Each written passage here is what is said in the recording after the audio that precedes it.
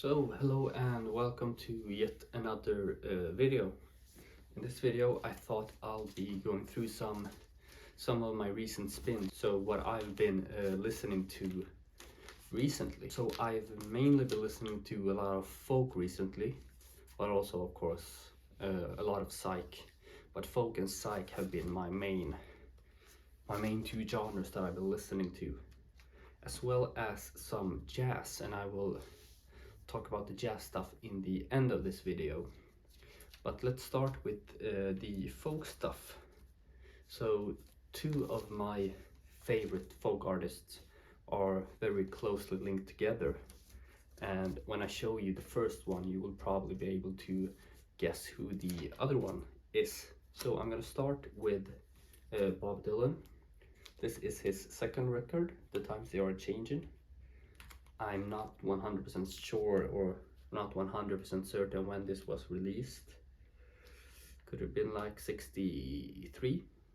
That's a guess. So maybe you can correct me in the comments. But I think this is such a great record. And if you saw my other video with my top 10 records, I had Blonde on there. And that is still probably my favorite Dylan record.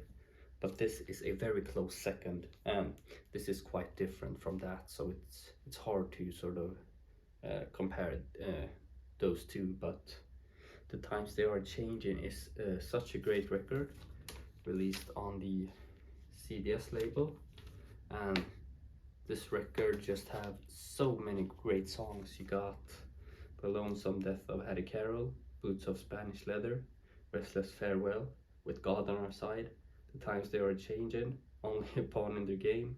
And I'm just like reading off the songs here, but all of those songs are like 10. They are just incredible. So the second artist, which I said was very closely linked to Bob Dylan, is of course going to be Joan Baez. So I picked this record up on a record fair, Brave last autumn, last fall. And I got this and two other records, one by Melanie and one by Buffy St. Marie, for 10 euros.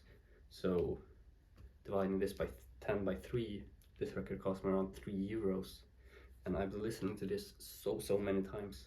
I think it is a very great record. I do think that this is my favorite of hers. I haven't gotten all of them, but I'm definitely looking to pick more of her records up, because as this was her record, are often very cheap, and yeah, you can get early presses for next to nothing. So if you're into Joan Baez, maybe you can tell me your favorite of her records. And she famously does a lot of covers, a lot of Bob Dylan covers, and I do really want to mention Daddy You've Been on My Mind, which is a Dylan cover, or his song was called Mama You've Been on My Mind. I'm not sure if it's written about Joan Baez. Maybe some of you have some information on that, but I think Joan's rendition of it is very nice. I've also been listening, streaming a duet between Joan and Bob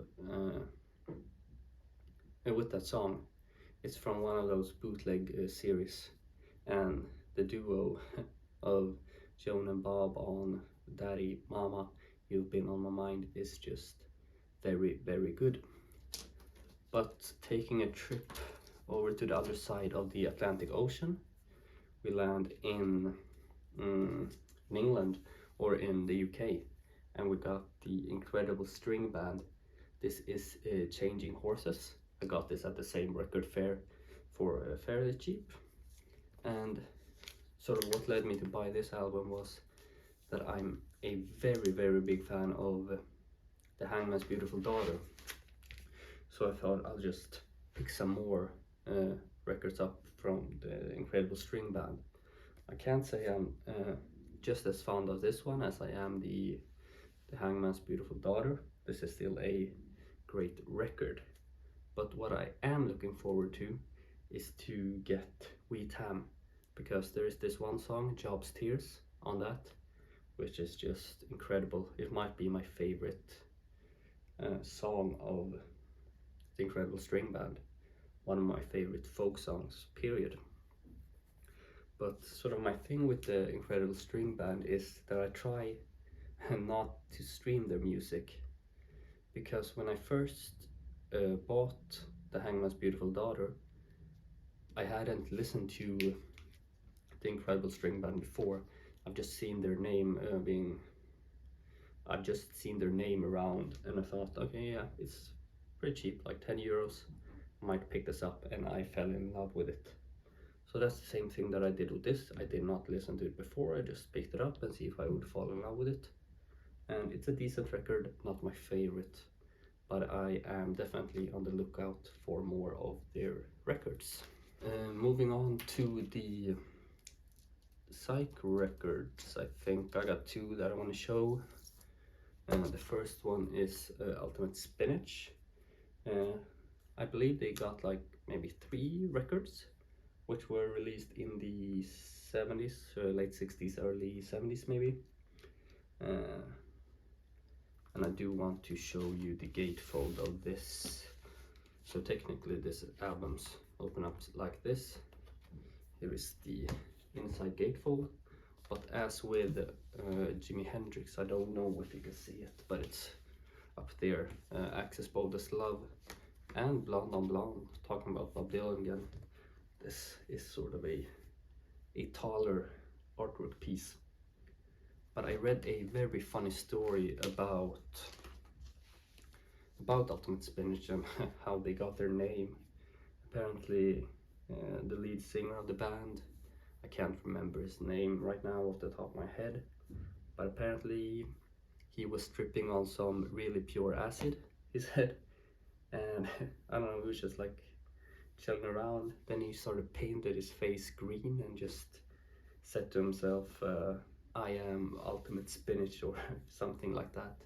I'm paraphrasing this, but yeah, that's where the name comes from, if you were wondering. And I do think this is a very solid record. It was part of the Bosstown sound, which has been a bit criticized, but I do think that this is a record. I do think this is a very good record. It has these sort of like talking parts in the intro of like every other song, and it's just like super haunting, and you get like sort of the screeching, the organ sounds, and yeah, it just sets a very nice mood, or it induces a very nice feeling, I have to say. And the second psychedelic record is actually a compilation that I picked up back in my hometown. It's called A Psychedelic Trip to Underground, and I do want to show you the gatefold because it is quite interesting. So you basically open it up like this, then you got right here, and then open it once more, and you got this guy chilling inside there. But here you can see some of the records which this compilation draws its music from. I'm gonna just read you some of the track listing.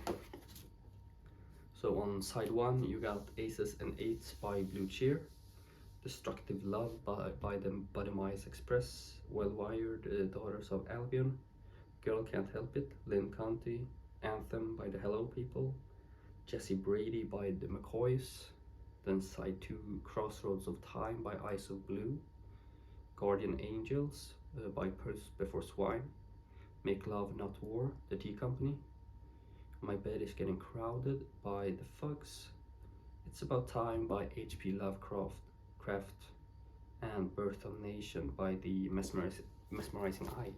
So definitely a nice track listing, and I hadn't heard all of these songs before, so I think compilations can be a great way to sort of broaden your horizons or get you exposed to some new music, especially on these compilations with lots of different bands. This is music that I maybe wouldn't have heard otherwise.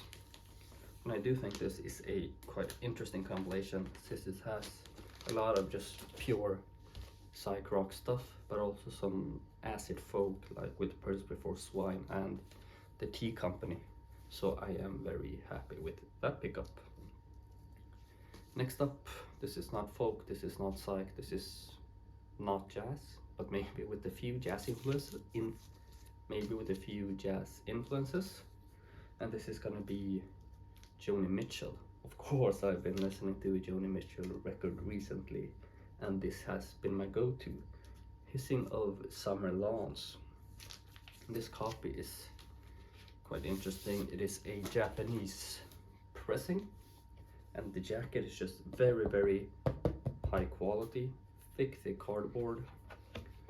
You got this beautiful inside gatefold of Joni swimming. This was just a very good photo shoot. And you got the OB or the OBI strip here. And it also comes with sort of a insert with some text in Japanese, which I do not understand. And Japanese pressings are sometimes known for having great sound quality. I know that's not always the case, and this copy definitely has very, very good sound. One thing that I do notice with it, and I'm not an audiophile expert by any stretch of the imagination, but the highs, they are very high. They sort of get like blown out. You can hear it in the last song. Every picture. You can definitely hear it in the last song, Shadows and Night, but it doesn't bother me too much. But I believe that's sort of preference from what I've heard and the information I've gathered. That's sort of the preference in Japan to have high highs, but for my ears it's a bit over the top. But yeah, overall the sound quality is very nice. It's just sometimes the highs gets a bit too screechy and stuff like that. And I mentioned I would talk a bit about jazz, and I also have a question about jazz. So I'm very new to the genre. I only have 3 jazz records, and I'm going to show you them now. These are all very, very well-known and famous records, and I think it's a good start to my jazz collection. The first one is Miles Davis' Kind of Blue. The second one is A Love Supreme by I'm thinking too much of Joan Baez now, by John Coltrane. And the third one is Time Out by the Dave Brubeck Quartet. And sort of my question is, so I got these 3 records. They're a great start to my collection, but I am not sure like what records to get now. I do have one record which I've got my eyes on, and that is my favorite jazz record that I've heard. I haven't heard an awful lot, but from what I've heard, it is my favorite at the moment, and that is Lush Life by John Coltrane. I also like Lee Morgan. What is that record called? Lee Morgan. I forgot the name of it, but it's with the black and red cover with the Tunisian Nights on it. So those 2 I have my eyes set out for, so I will be trying to pick those up. But my question, back to the question, what records should I pick up next in the jazz genre? I showed you what I've got and sort of the ones I'm looking at right now, so maybe you get an idea of what I like. So what should be my next pickup? That's gonna be a question that you can answer if you want, and if you got a good answer, down in the comments. And yeah, I'll give it a listen and hopefully pick it up, on record. So with that being said, I think that's everything for this video. I hope you enjoyed, and I'll see you next time.